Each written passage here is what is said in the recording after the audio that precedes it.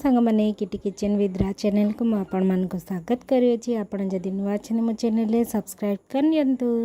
चलते आज बनवा बंची जाइथिबा ब्रेड रे एकदम टेस्टी टेस्टी गुलाब जामुन। आपण केबे बनैचंदी? जदि नाइ ताले चलते आज बनै नियंतु।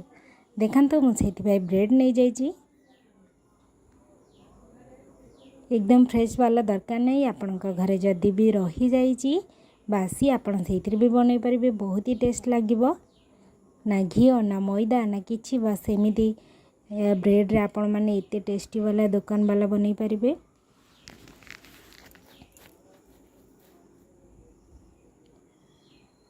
देखंतु एथिरे देखा जाउथिबा तार साइड जाक बाहर करि नबा भलसे, ताकि एमती स्ट्रांग न लागो आम गुलाब जामुन। से साइड जाक भलसे बाहर कर नबा।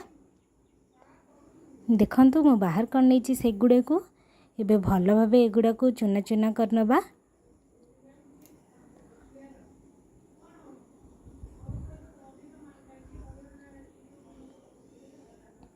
देखंतु मु ताको भल भाव चुना कर नौचे।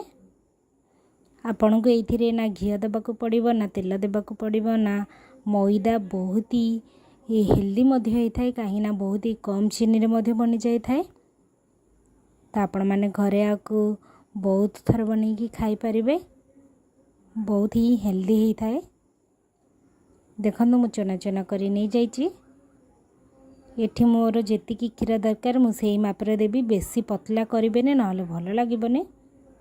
ताकू भल से अट्टा जेमिति दळंती सेमिति दरदेबा, एकदम सॉफ्ट वाला डो तैयारी करिबा।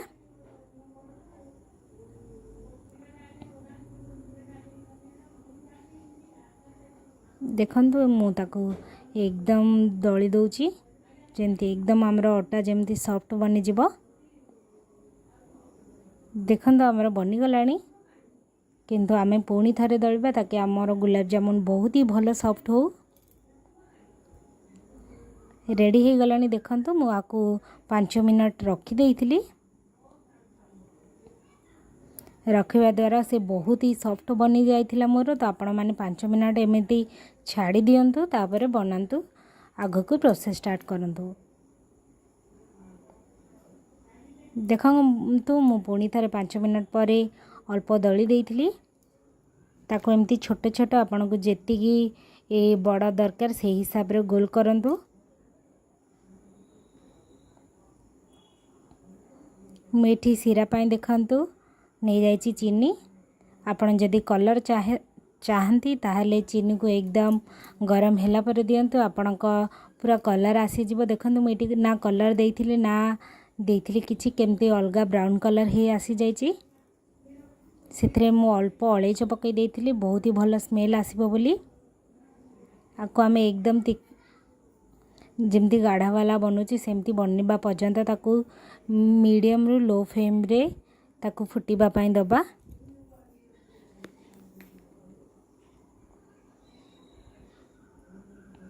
देखंतु हमर वर्तमान रेडी ही आसलानी सिरा।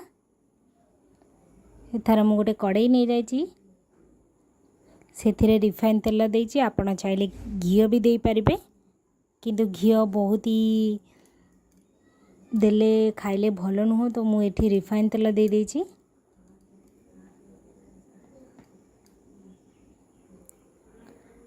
करिथिबा गोल गुड़ा को छाड़ी देबा। एकदम लो टू मीडियम फ्लेम रे ही ताको ब्राउन हैला पर्यंत छाणीबा, नहले से पोड़ी जिवो।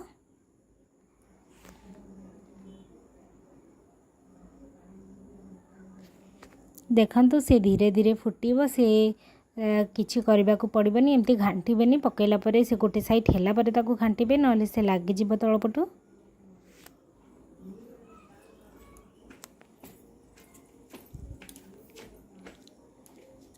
ताको भल से मु घांटी नौची।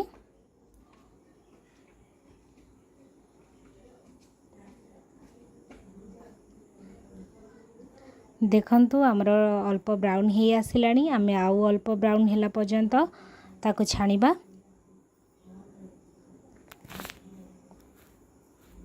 देखंतु वर्तमान हमर कलर पूरा ब्राउन आसिलानी। ताको बाहर करनबा। चलंतु जो सिरा रेडी करथिले से सिरा रे देई दबा। देकी 10 मिनट पर्यंत एमती घोड़े की रखीदबा।